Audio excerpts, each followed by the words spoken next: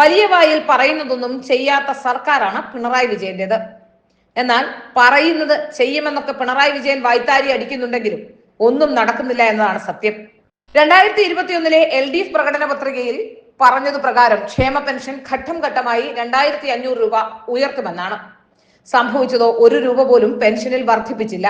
2020 ക്ഷേമ പെൻഷൻ തുകയായ 1600 രൂപ തന്നെയാണ് ഈ 2025 ക്ഷേമ പെൻഷൻകാർക്ക് ലഭിക്കുന്നത്.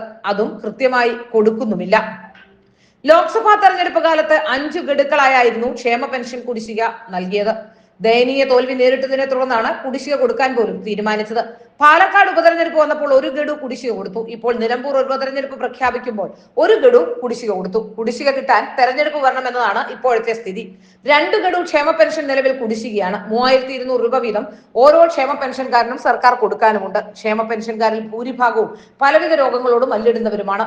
2021-22 പുതുക്കിയ ബജറ്റ് 2022-23, 2023-24, 2024-25, 2025-26 ബജറ്റുകൾ അടക്കം ധനമന്ത്രി KN ബാലഗോപാൽ 5 ബജറ്റുകളാണ് അവതരിപ്പിച്ചത്.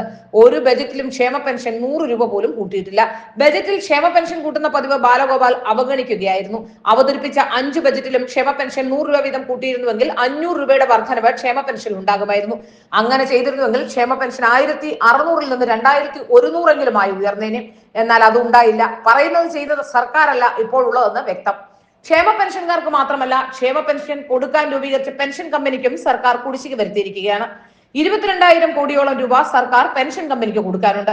ക്ഷേമ പെൻഷൻ 100 രൂപ പോലും ഉയർത്താത്ത സർക്കാർ അതേസമയം PSC ചെയർമാനും അംഗങ്ങൾക്കും ശമ്പളത്തിൽ ലക്ഷങ്ങളുടെ വർധനയാണ് നടത്തിക്കൊടുത്തിരിക്കുന്നത്. പ്രകടന പത്രികയും സർക്കാരിന്റെ പ്രവൃത്തിയും തമ്മിൽ ഒരു ബന്ധവുമില്ലെന്ന് വ്യക്തമാവുകയാണ്. എന്നിട്ടും മൈക്കിന് മുന്നിൽ പതിവ് പോലെ മുഖ്യമന്ത്രി ഉറക്കെ നുണകൾ വിളിച്ചു പറയും. ഇതെല്ലാം ചെയ്യുന്നത് എല്ലാ ആൾക്കാരെയും സംരക്ഷിക്കുന്നത് LDF സർക്കാരാണ് എന്ന നുണ ഏതു നേരവും ആവർത്തിച്ചുകൊണ്ടിരിക്കും.